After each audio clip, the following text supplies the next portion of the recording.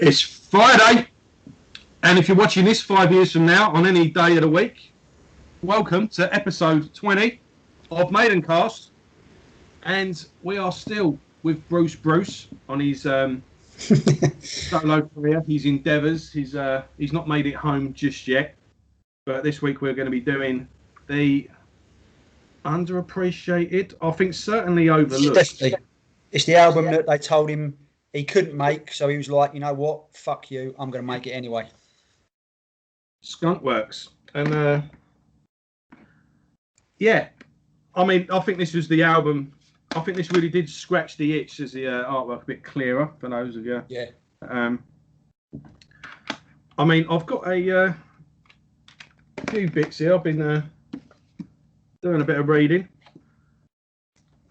You know, I still ain't read that. Eh? I still haven't read that. Have you not? No. Thanks to our Sarajevo experience, now this lineup of the band was the live lineup for the Balls to Picasso tour, which I've read, by the way, that in retrospective he says that album should have been heavier and he wished he recorded it. Oh yeah, no, I think they got talked out of it. Yeah. So taking inspiration from the aeronautical, yeah, the Lockheed and all that. That's where the name came from. Clarence Kelly Johnson. I decided to name the next album Skunkworks. Yeah, the Lockheed. You know, the Lockheed bomber and all that. The old sleek fucking thing. Yeah. It was like the code name and all that, where they worked on all this sort of stuff, was Skunkworks. And you know him, obviously, with his aviation, he's all over it, isn't he? Yeah, and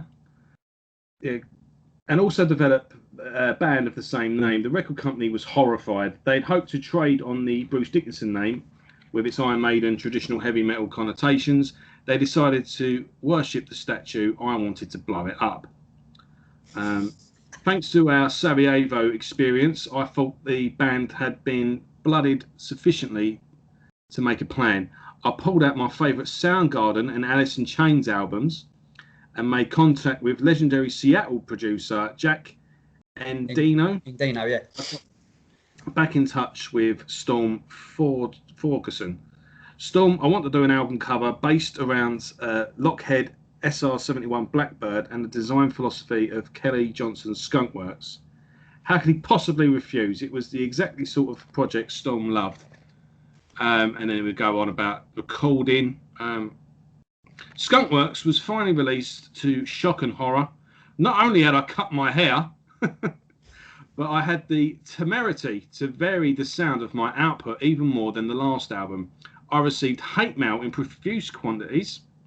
I was quite pleased. Now, see, hate mail back then, this isn't comments on a Facebook post. People... No, someone actually wrote a letter. To write someone a letter. And you had to write a letter, which meant you had to be intelligent enough to be able to write. Yeah. Like the pricks you get on the fucking forums now. But even still, there was plenty of time there to go, oh, fuck it, what am I doing? You know? No, I'm gonna get a stamp. I'm going to walk to the post office. Oh, yeah, you had to, but yeah. But that was effort. That was like, I really don't like this album. You had to be really pissed off, yeah.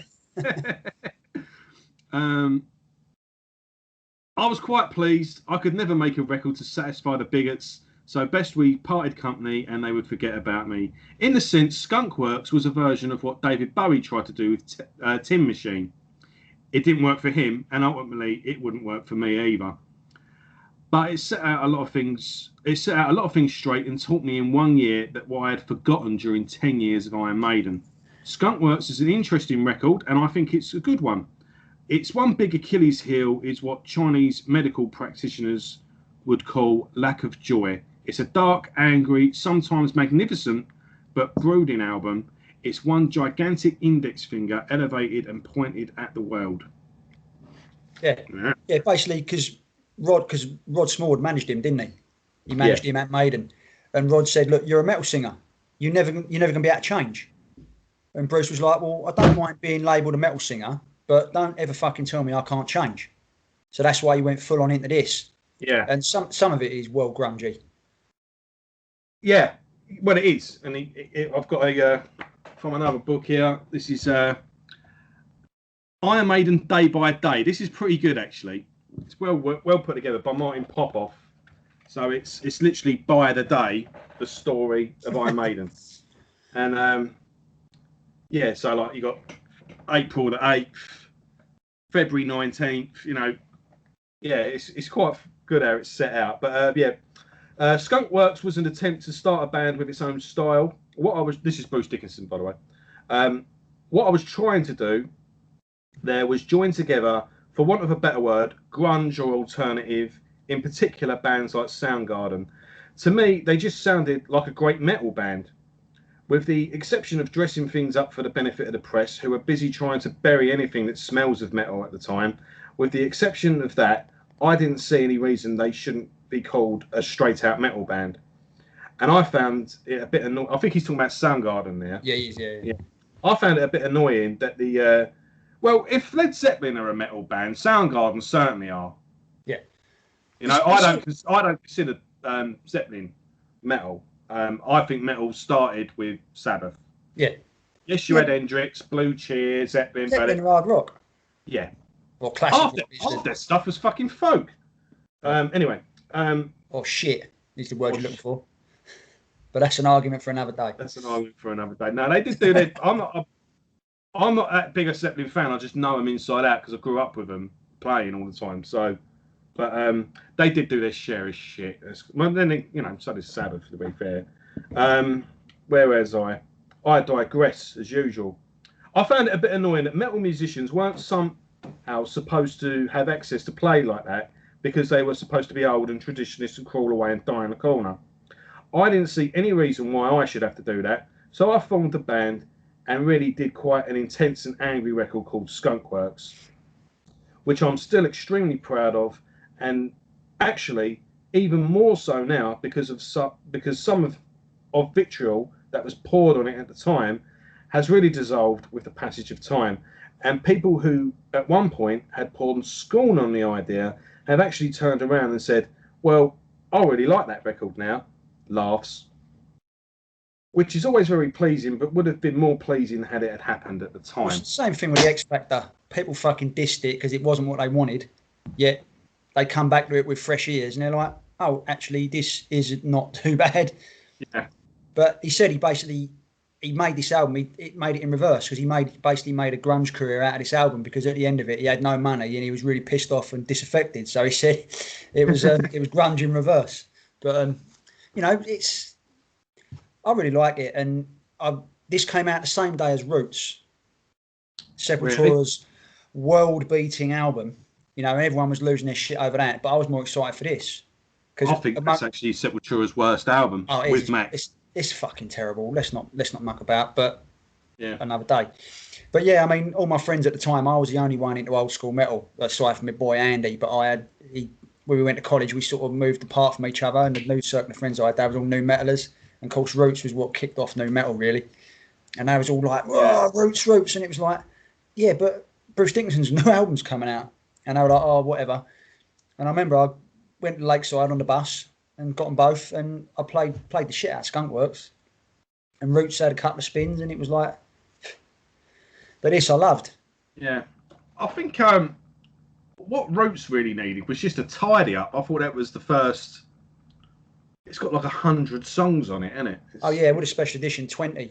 You know, it's like, but yeah, that's the yes. Would have been all right. Yeah, when we get through it, we can tell you the songs that could have made way quite easily.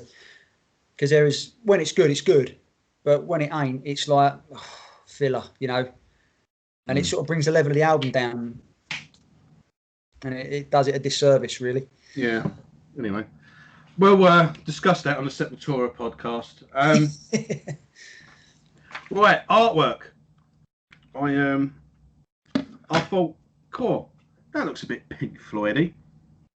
Yeah. And it turns out it is the artist that did all the Pink Floyd albums. Storm Fergan, guy we were talking about who did. Well, not all of the Pink Floyd albums. I know he did. Well, I don't know actually. Now I'm second guessing myself. From what I understand, I don't know if he did earlier ones, but he did basically the David Gilmour led Pink Floyd. So Delicate Sound of Thunder, Momentary Lapse of Reason, Division Bell. You know, it was a photography, but it was quite arty-farty. Yeah. Do you know what I'm talking about? So you had I'm not that big a Pink Floyd expert, but you remember the one with all the beds on the beach? Yeah, remember And this is the guy who did Balls to Picasso and did Stomp 442. Remember Bruce Dickinson wanted Stomp 442? Oh, he did Stomp 442 as well, did he? Yeah, oh, well, that was the Balls to Picasso original artwork, wasn't it? Well, he had, I think he had the Pink Floyd artwork in mind when he chose that. Is what I'm getting at. Yeah. But, it looks a bit like a brain on like a CAT scan, doesn't it? You look at the two trees. You've got your two sections of the brain there. I'm not obviously my medical knowledge and the proper terminology and all that is not quite thingy, but if you imagine you're looking at a top-down CAT scan of a brain, you've got the two trees, your two sections there, and your little split-offs. Oh, yeah, I never thought of it like that. No, I only noticed it reading up on it in the last couple of days. I just thought it was fucking Bruce Dickinson staring at himself, but obviously it is a bit subliminal. Yeah, I always thought it was just a bit of an arty-farty thing. Yeah. Now, let's have a look at this Storm Ferguson. Yeah, been through before. It's the geezer we thought was fucking Norwegian, and it turns out he's born in Middlesex. Oh, right. Oh, yeah. Remember? Look, he's done loads of stuff. Oh, yeah, he's been all over stuff. Oh, he's worked for Peter Gabriel, Black Sabbath, Alan Parsons Project. Yes. Yeah. Muse, Mars. Oh, right, yeah. So, yeah, he did do Dark Side of the Moon. Yeah, right, okay. Take no notice of me, folks. Oh, fucking hell, look, he's done all the early Genesis albums. I thought, because you can see a different, like, you can see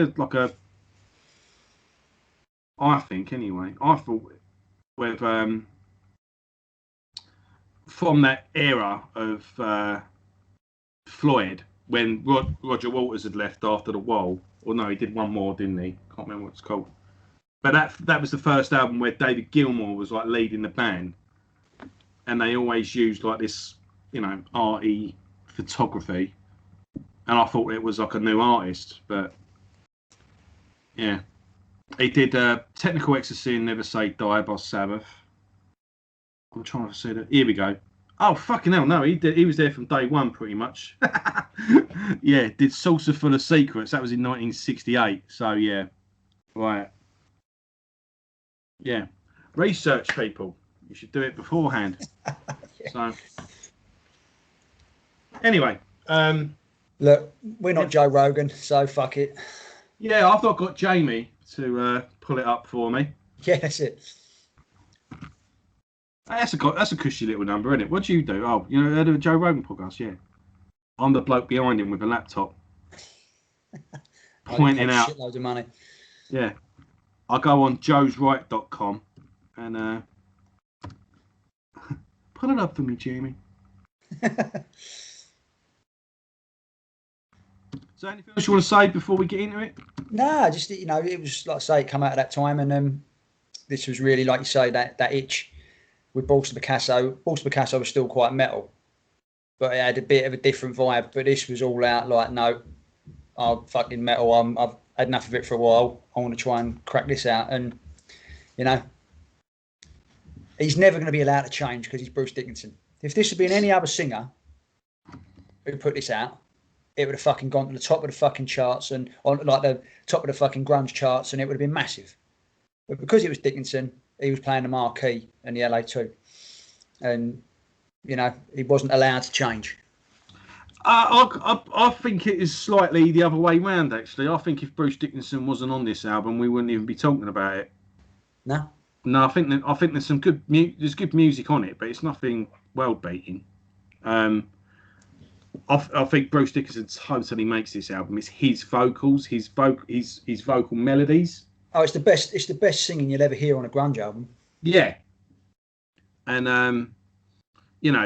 again, you can sort of say the grunge thing, but obviously lyrically, it's far from a grunge album. Oh yeah, it's typical Dickinson lyrics, isn't it? They're all out there, all over the show. Yeah, and not only that, grunge is one thing, but let's have a look at the lineup. You've got Alex Dixon on guitar, who was in a band called Gun. Does anyone remember them?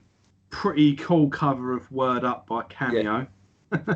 Oh, you even played in Robbie Williams' live band for a while. That guy's pretty successful, all things considered. Atom Seed, Balance of Power, that's Chris Dale on bass, and I think the drummer's been around the houses as well. What, the Italian drummer? Yes. The Italian drummer they're all in a band with, as they like to tell us. I can't see of any... I thought he did more than he had. But yeah, I kind of... also, like, you had a band like Gun is quite a good example, actually. And I hear some almighty sort of stuff as well on this. And before, there was grunge and metal in America. And then before, in England, we had Brit rock. It was...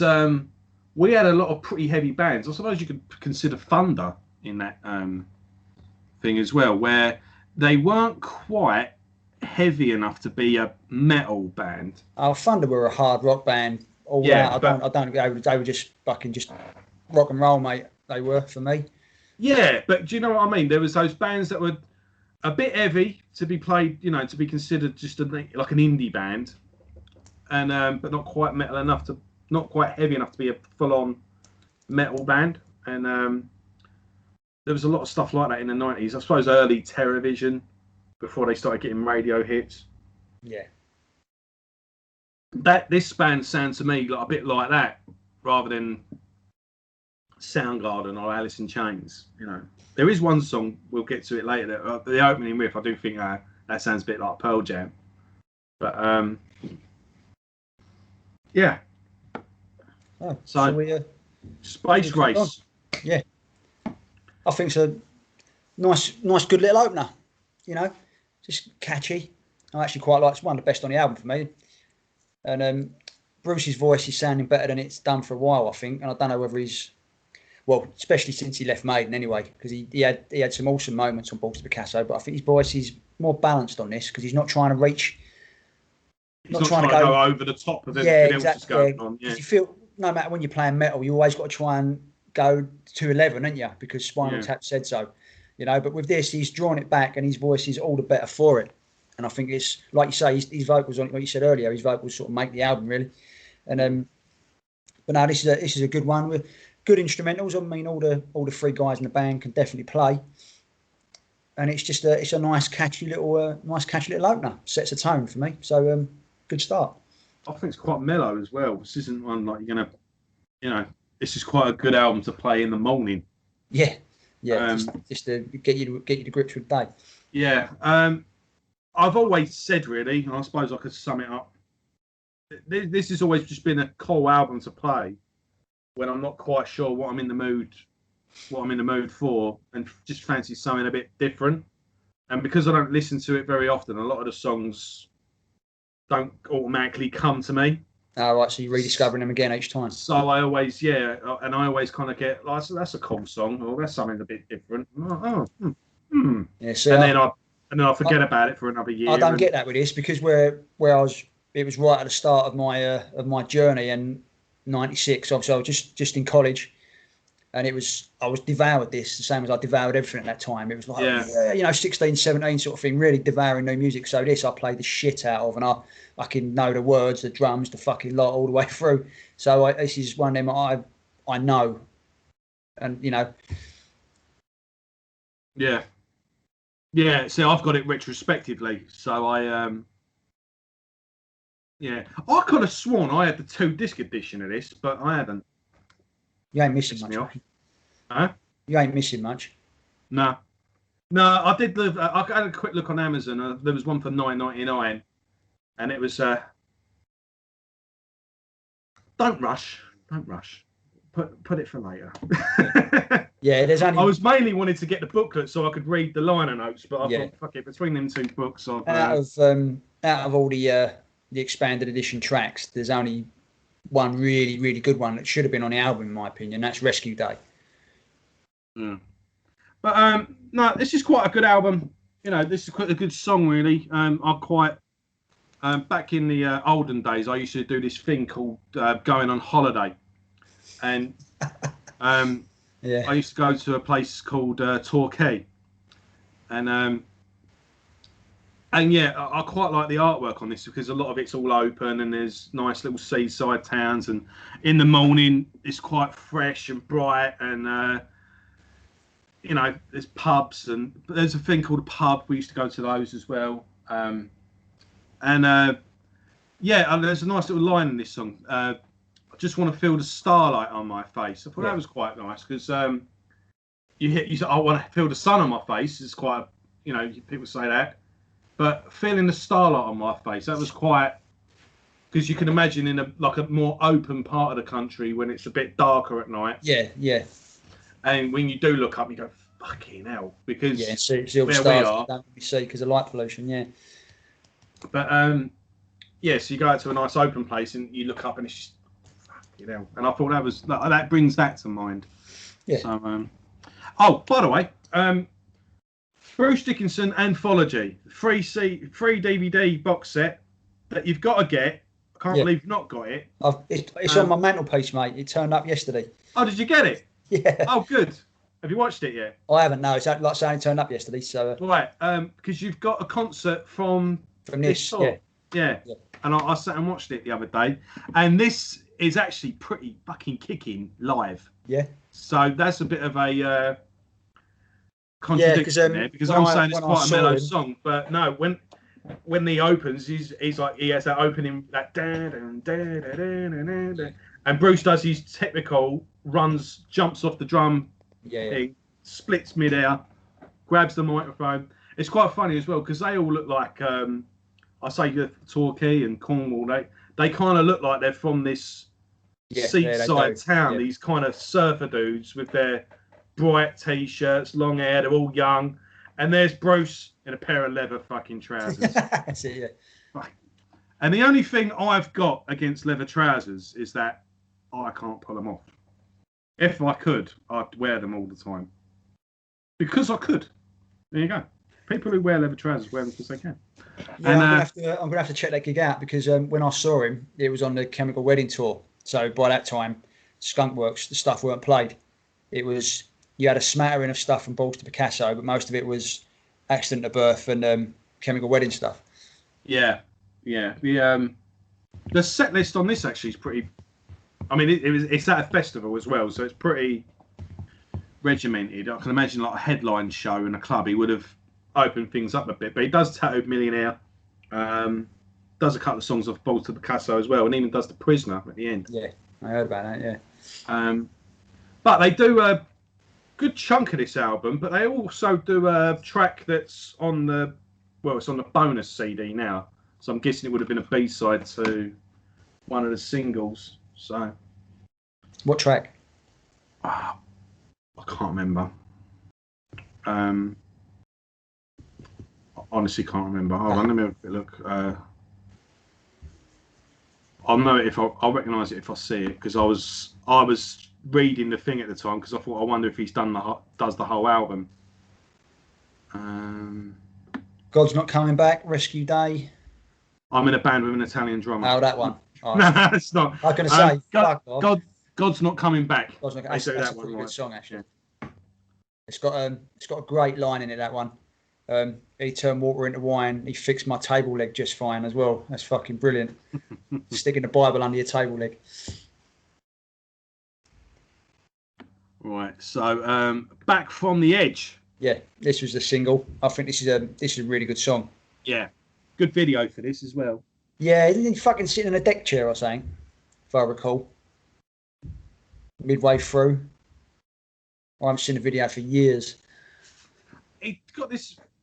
He explains on the DVD that they managed to make two videos for one, and this one he's kind of in a straight jacket underwater, and as the band are playing, the things. That's it. Yeah, I do remember that. Yeah. And he said basically they had to do it backwards. Oh. There's a bit. It's all the videos, but you could do it with the intro. So he introduces each one. Oh, that cool. kind of becomes a guide for his career. Yeah. And then you've got an interview on the the last album he did. Tyranny of Souls. He goes right into detail about that album, and when it comes to that, you'll watch that interview and you'll listen to the album like perspective. But even then, he goes right into depth of stuff, so it's really perfect. Cool. I'll definitely check it out. There's another one as well where they're in like a banquet. At the beginning, he has his head chopped off, guillotine, and then he's like a banquet, and his head's on the plate. He's singing while it's as you do. On the plate, he's got a load of worms. As he's, and he said what a fucking pain in the arse it was getting the worms to move.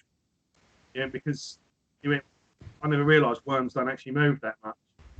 And he said it literally looked like a load of fucking jelly worms. Not as well as me. So we were sitting there going, fucking move. But yeah, so it was like the laziest workers I've ever had.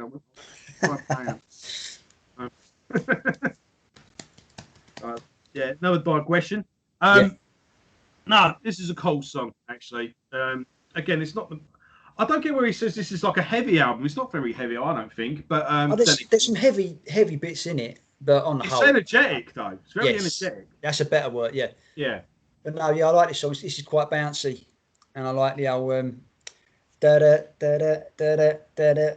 That I like that section they got going on, and all the rest of it. I think it's really cool, and I love the solo on this. It's really it's an air guitar solo. It's not a fucking not a fretboard searer, but it's just really emotive solo. Yeah, that was one thing I was going to bring up actually, because there's not this album hasn't got a lot of solos, so to speak. Yeah. But they're more like just a leading melody, aren't they? There is that difference between you can go into that, but it's more what's the word? Is it Inside the Machine has a really good one, I think, but it is just like a main melody rather than a solo, so to speak. Like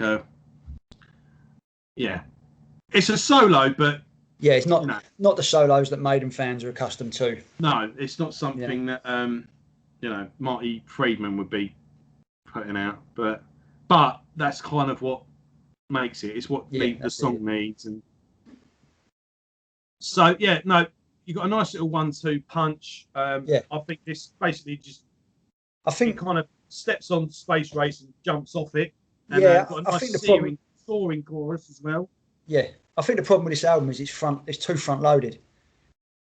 You've got really good first 5 or 6 tracks are fucking on it. Then the tracks that are the filler tracks just really sap it. It does recover later on, but obviously I'm getting ahead of myself. But I mean, no, good song, and it leads nicely into Inertia, which is a nice upbeat song, one of the heavier ones on the album. Yeah, this is one of the standout tracks for me, actually. Yeah. And where Alex has overdubbed the guitar as well to make it a little heavier. Just a little da da da, just accents bits at certain points, and it's a good track, and it's keeping a nice pace. It's nice upbeat and a nice good pace going. There's no lulls. Just looking at the I don't know why I always get like a bit of a space opera feeling going on whilst listening to this album. There's definitely space, not concept, but a theme is probably a better word. I can see some. This song I think would have been great during a battle scene on like a Guardians of the Galaxy style film. Yeah, I mean that as well. I think it'd be really like loads of stuff on this, which reminds me of some sort of space adventure. But it's nice quiet chorus, but then it kicks in at the nice quiet verse. Sorry, it does kick in as well. Chorus, and Bruce's soaring vocals top it off, and none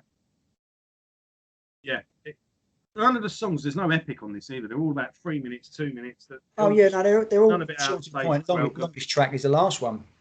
Yeah, I mean, when I see as well, normally I put a good gauge is my travel into work. Yeah. 13 songs. I thought, oh God, here we go. But no, I always finish the album by the time I I'm got gonna say into work. I'm gonna say you pretty much must be It's a done. very concise, it doesn't mess about this album. So what are we on to now? Is it Faith? Faith, yeah, track 4. Another worst song so far, but still a banger. And I think this has got a blistering solo, bringing in some wah pedal, which she hasn't done before. Yeah. But no, it's I say this is why I sort of like the album, because it's a good pace, it's a good solid structure, especially the early stuff anyway. Yeah. Yeah, it's got that cool little riff as well. That it's got that. I suppose that's the wah pedal thing you was mentioning. Yeah. This I think could have been on Balls to Picasso actually. Wouldn't have sounded too out of place. Yeah, I can see that. Good. Funnily enough, back to that DVD. There's a good story behind Shoot All the Clowns. All right. Too late to go into it now, but it would have been good on the thing. But yeah. Yeah, I'll definitely go and check it out, because I've been waiting to see it for fucking 15 years. So. Oh well, you finally pulled the trigger on that. That's it. Yeah, cost me fucking 20 quid. 20 quid. Music Magpie, proper stitch up. And it on Amazon? No. Well, yeah, for about 99 quid. I bought that for something like $7.99. Yeah, I know, it's been deleted, so I'm at the mercy of whoever. So yeah, Music Magpie was the cheapest I got it. You could have just borrowed mine, man. Yeah. It's a pretty good package, though. So it's probably 20 quid when it came out. I'll enjoy it when I get Free DVDs. We'll justify it like that. Yeah. Anyway, right. So what are we on now? Solar Confinement. Solar Confinement. We just another good bouncy one. I like the way the drums and the bass lock in on this one. On the chorus, or not on the chorus, on the verse. Because Alex is sort of picking a nice clean, well, not clean guitar, but an effect guitar over it. It's not riffing, and the bass and drums are quite bouncy. They lock in tight for every bass note as a kick drum note or a snare hit. But it sort of bounces along. It's quite a nice one, and it's got a great chorus. Again, Bruce's vocals are really soaring up. Yeah, it does kind of feel like the music's really just backing Bruce up. Like this is the pure. He's a solo album in his purest form, really, which is ironic because he wanted to do a band. Yeah. But this is actually, if anything, a Bruce solo album because his vocals are the main focal point, and the band are backing him up rather than him following a band. You know, and but yeah, no, cool chorus on this again. It's not really much to, we're separating all the songs and going normally, but no, this album just bounces along. Yeah, really cool solo on Solar Confinement as well. That was probably the one I was talking about. Yeah. Yeah. Oh yes, no, that is a really good solo. But yeah, the album plays itself, doesn't it? Especially as you start it off, it's not an effort. It's just on, and it's it just flows nicely. Yeah. We're getting this nice mellow track next. It sort of drops off a bit, but in a good way. Like you say, it's a change of pace with our Dream State, isn't it? And it is quite an apt title because you are. I've got that bit at the bottom. Sorry. Yeah, go on. Yeah. I'll kick it alive suddenly now. And it'll be like, bing. Right. It does put you in a bit of a dream state, doesn't it? I think the music is written really well to try and sort of conjure up that sort of image. Mm. And it does get a bit heavy in the middle, but then comes back down again. Nice bluesy solo at the end. Yeah. Yeah. There is a nice bit of that's quite there is some bluesy stuff on here actually, the more I think about it. This more than most. This is quite really a lot of bluesy solo, not soloing, but bluesy lead bits that just like, sort of thing Clapton would do. Just little bits, just to fill gaps here and there. Nothing to take away from the song, but just, and it's another good one. Right, I will not accept the truth. Heaviest track on the album. Oh, I don't like this song. This is where it starts to drop off. Yeah, I'm looking at it now. I couldn't. The fact that it's 3 minutes and 50 seconds, I thought this was a long song. Yeah. And during that gig that I mentioned, it's smack bang in the set, and you always get that with some concerts, don't you, where you get a song that's smack bang in the middle of the set, and they always kind of outstay their welcome a little bit, and they do the whole thing where this sort of it stretches out and thing, and then kicks in one final time at the end, and that's the payoff. And it becomes like the main focal point, like the centerpiece of the show, and. I actually got to the point during the week of when it came to this song, actually skipping it, and that's something I actually try to avoid doing. Yeah. But no, it's the worst one so far, and it kind of just stops and starts and just doesn't. Yes, it's just the introduction over and over again. Yeah, there's not a lot of variation in there. Yeah, so sorry, wasn't feeling this one. Sort of bounces back up again with Inside the Machine. Another bouncy one. Yes. We do bounce back big time. If anything, this is a nice sort of palate cleanser after that, because there was a bit of a slow lull of the song, but this one straight in. I think this is actually my favourite song on the album. Actually. Really? Blimey. Yeah, no, it's a good one. And what's his name? Is it Alessandro? He does something. He starts bouncing off of his toms a bit in the verse, and he like coming away from the usual sort of drums, and he's coming away with a nice sort of Tommy feel. So does something a bit different. But no, definitely a back up to the level we've become accustomed to. Yeah, I think it's an upbeat song. I really like the lyrics to this song actually. I think he predicts the mobile phone. Yeah. I remember my uncle used to work for British Telecom, and he said that they're working on a phone that you'll be able to carry around. It won't be on the wall. Remember, this is the time when you had the dial thing. And I remember when my nan used to answer the phone, she never used to say hello. To this day, I remember my nan's phone number. She said 372 141. Yeah. What's that all about? I think that's how you used to do it, to be fair, because it's a generational thing, that. Yeah, and my uncle said if you watch One Foot in the Grave. Yeah. He answers it 4291. He answers the same way. And that fucking classic line where he picks up the fucking sausage dog instead of the phone. Yeah. But yeah, no, it's a generational thing. I think it must have been to avoid like wrong numbers and wrong connections and stuff. Yeah. And must have been like an army thing as well. Like they were all. I think my nan was a telephone operator during the war and that. Possibly, yeah. That was when you rang someone and they went, "Who are you trying to reach?" Yeah, that's it. I'll connect you. I will put you through now. Yeah. That's it, yeah. You see the old thing on the switchboard and all that. But my uncle said that they are working on a phone that you'll be able to carry around, and there'll be a little screen on it, and you'll be able to see who you're talking to. And they all thought my uncle was mad. Yeah. I mean, you're talking bollocks. He went, but they're working on it. That's what we're working on now. And I went, what, like Dick Tracy? You'll be able to see on Star Trek. Yeah. I mean, yeah, that's what they're working on. You'll be able to see, you'll be able to speak to who you're talking to on a thing you're holding in your hand. Now look. Yeah, you can order a pizza, you can book a flight, play chess on it, fucking watch Pong. There's all in one. Yeah. It's the machine. It's and not only that, you don't even what's the difference between wasp and bees? I don't know. Bang. I don't know why I thought of that question, but any random question, bang, ask it. And they'll tell you. Yeah. And I think this is predicting the mobile phone. Yeah. But it's just a really upbeat song. I really like that sort of lead melody going through that. Yeah, no, it's a good one.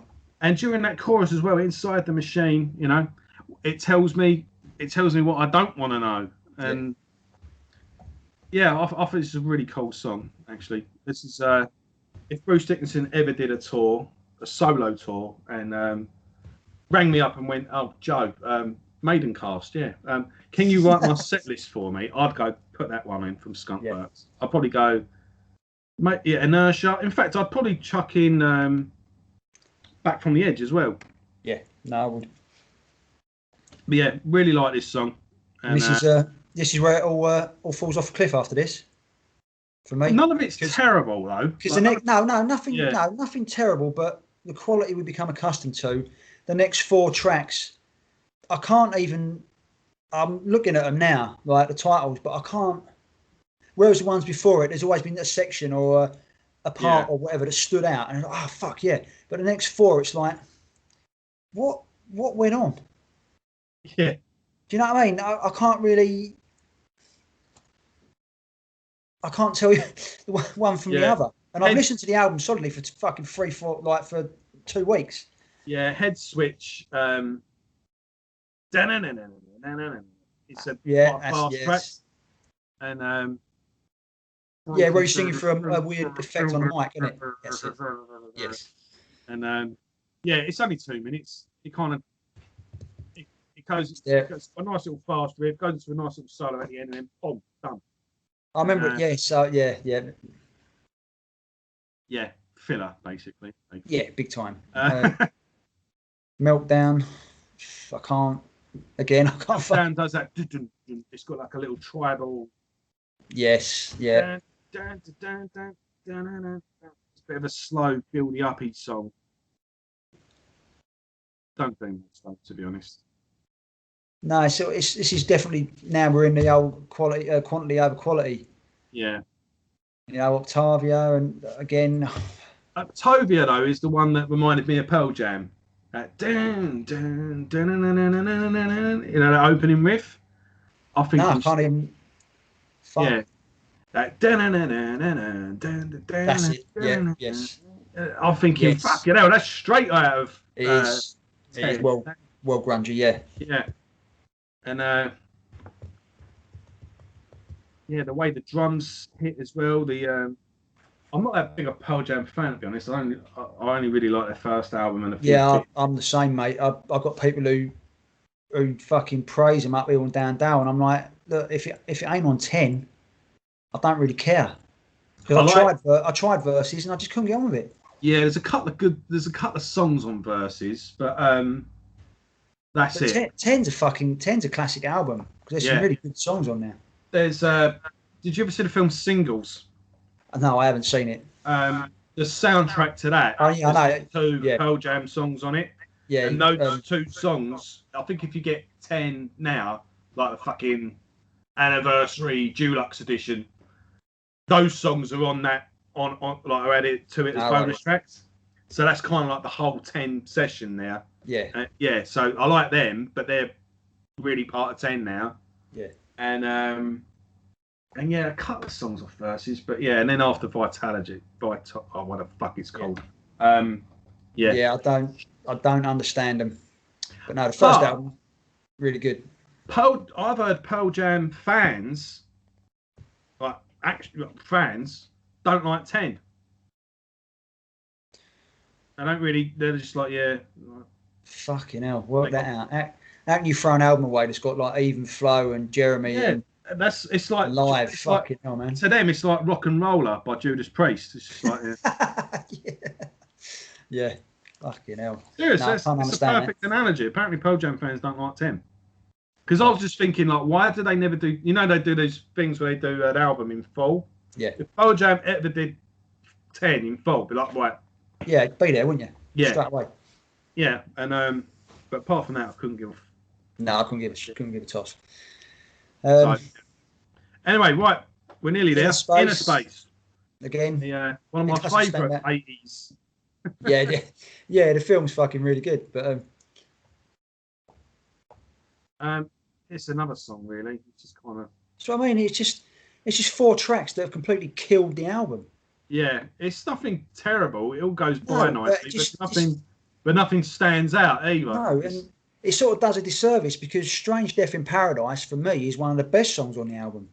Yeah, but it's marooned right at the end. If this had come after "Inside the Machine," fucking hell, you've got an album. But because it's so far, I know, and like I say, time-wise, it ain't that far. It's probably only sort of 10 minutes. But it's 10 minutes that was just not needed. Because "Strange Death in Paradise" is a fucking really good song. Yeah. Should we get into that then? Yeah, because like I say, we've done, but no, I really like this. And I think Bruce's vocal on this is awesome. And it's nice and mellow, nice and and it's weird. Spacey at the beginning as well. Nice, open, Oh yeah, there is loads of room to breathe in it. And I like the middle section or the ending section because it sort of goes to that mellow interlude where the solo bit comes in, and then it sort of builds with Bruce's just repeats the chorus and gets sort of higher each time almost, and that's amazing. So good, one of the best bits on the album for me. Yeah, it's it builds up quite nicely as well as it goes on. Yeah, there's some good sense of dynamics going on. You got a nice little climax at the end, and it breaks into I love solo. that. I like that. Do do do do do do do do do do. Yes. You know, and then it winds down quite nicely at the end as well. So it's kind of like a perfect album closer, really. Yeah, no, it is, and it's because that's for me. That's how you structure an album. You've got to have your two of the best songs have got to start and got to end it. Yeah, I've always said you got to grab people's attention from the first second, and then when you end it, you've got to leave them. They've got to have a good residing memory of it. That's why Maiden always do it. On the whole, they do it really well. They always end with a fucking banging song.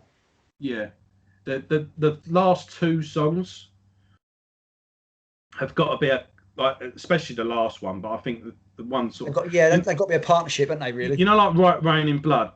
You've got to have post-mortem first, don't you? Yeah. Can't. But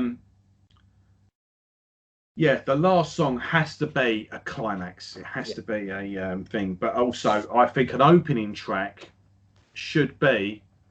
I've said this loads of times, but it bears repeating. It should be the first 4 minutes of a James Bond film. Yeah. James Bond film always opens with a little mini film at the beginning. Yes, yeah, to grab your attention. Yeah, bang, action, action, action. Da, da, da, da. A little bit of hint of maybe what's going to come later, and then you, but then you can get in from track two onwards. You can get into the album, and then the film actually starts. Yeah. So then you have the lavish opening credits, and then and I think perfect ring of that is Slaughter to the Soul Slaughter of the Soul. So the opening track is just 3 minutes of Blinded by Fear. Yeah. Yeah, you're in, aren't you? Yeah. One of the best riffs ever. Scorching vocals. Blinding melodic solo. Oh yes. I mean, that to me is the Ace of Spades of death metal. Yeah, it's when some songs are just perfect. Angel of Death, the video, like that is. Yeah. Straight into that opening riff again. Bang! Yeah. It's over in a flash. It is. Then bam bam bam bam bam bam. Go! Like that is the actual album opener. That's where the album actually starts. That was your little intro. That was just like a taster. And I think an album should be like that. It should be like a James Bond film. Yeah. And this ain't like it. Yeah. No, I mean it's those four songs there. They sort of really do sap the momentum of the album, really, and it's a shame because if you drop them entirely, and you add Rescue Day, and I suggest you check out Rescue Day. That's a really good song. I've got it here actually. It's on. I just brought it up on YouTube, and we're talking about the grungy influence. This starts out really grungy, really sort of Soundgarden, really Pearl Jammy. Oh yeah, I can tell straight away. Yeah, but it's a good song, and it's a change of pace from the rest of the album as well. That is always annoying, isn't it, when you go through some bonus tracks and you do think, why was that on? Not on the album? And that's it. Well, it takes you back to Gangland and Total Eclipse, doesn't it? It's like, what were they thinking? You know. I think as well, though, people kind of take for granted. I mean, I was thinking about this the other day with the X Factor and Justice of the Peace, Judgment Day, and I Live My Way, but Man on the Edge was released as a 3-piece single. Yeah. So they kind of took for granted that you kind of got it all in a set anyway. Yeah. And they probably went, well, we'll have that as the intro, and then we'll have the album. Yeah. And it's all fits together, but they don't kind of take into context 10, 20 years down the line. People That's aren't it.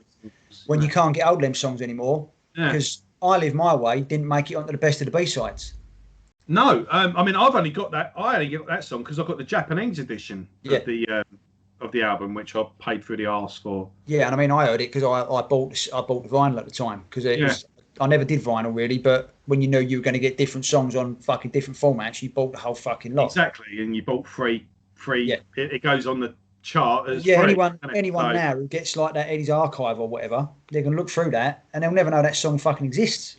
Yeah. And it ain't the greatest song Maiden ever wrote, but it's a nice upbeat song that you miss out on if you don't know about. I've got Eddie's Archive. Same with this. Same with Rescue Day. I've not got the box. I've bought all the CDs over the years. I bought them individually. Yeah. I don't know why would you sell them individually? I don't know. Doesn't make any sense. Yeah. But yeah, I mean that's what I'm talking about with Rescue Day. It's a fucking great song, but it's only on like an expanded edition that they never mass market really. They just stick them out there, hoping to get a few double dips. But if you just get the standard 13-track album, you're missing out on a fucking really good song. Yeah. And even God's Not Coming Back would be on the album for me before any of those four that I couldn't even fucking tell you what happened in them. Yeah. Just a weird way to do your album, really. Right, so we're just coming up to an hour, so we've got through it. I suppose we'll sum up and get this one.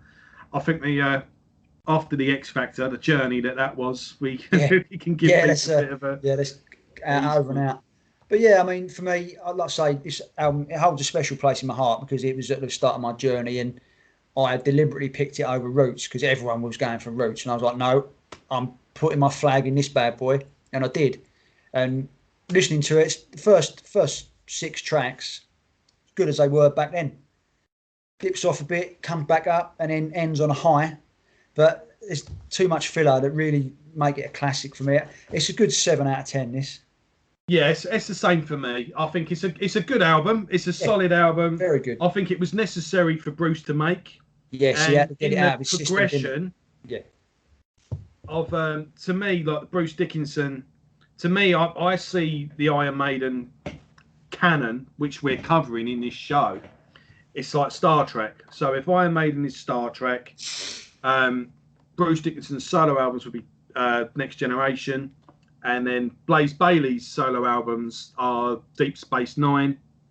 You know, like it goes off on different tangents, or maybe the Bruce Dickinson albums are the movies, maybe the series, you know. And so if you take this as a separate spin-off series, so from Balls to Picasso, Skunkworks, and then Accident of Birth, you can see where it all leads, and how each one connects and leads to the other. And look, Bruce at the time, he was sick of just making the same album over and over again. And as much as he pissed Maiden off at the time, there was a bit of irony there, because if they had gone on to make an album like X Factor, Bruce probably would have stayed. Yeah. I bet he was kind of gutted when he heard it, because he was like, if you'd fucking gone and done this while I was in the band, I would have done it. I would have been up for it. And don't tell me he didn't listen to it. Bollocks, did it? Yeah, of course he did. Yeah, of course he did. But he wanted to do different things, and on Balls to Picasso and on Skunkworks, he's doing different things. He is doing and stuff, some of it doesn't quite work, but the stuff that does works really well. And the stuff I like on this album, I do really like. Yeah, I do. Yeah. And but again, I think the maker that this album failed though, because if it hadn't failed, he wouldn't have listened to the demos that Roy Z was producing. Because he said to him, I've got some demos here, Bruce, do you want to have a listen? I think if this had been a success... Hold that thought. But yeah, all right, go on. I think if this had been a success, he wouldn't have gone into what's coming up. Yeah. So I'm glad that this failed, because we wouldn't have had that, which ultimately led to Adrian and all the rest of it, and ultimately led us to where we are today. Now, I'll be reading a little bit of this next episode, because what's coming up next, and it is the next episode, it's a perfect storm, and Accident of Birth is a fucking Is it? I perfect thought- title for the album, because Did- it was I all thought we were. a happy series of accidents. I thought that made Welcome that to the album. World would have been next because Oh, Adrian's on. They're Because both- Adrian's on Accident of Birth. they're both released in 1997, and I've only got. Let's quickly look it up. Normally, I kept the list as concise as I could, but I didn't. If I haven't had an exact date, all I've got is the year. Yeah, let's have a look.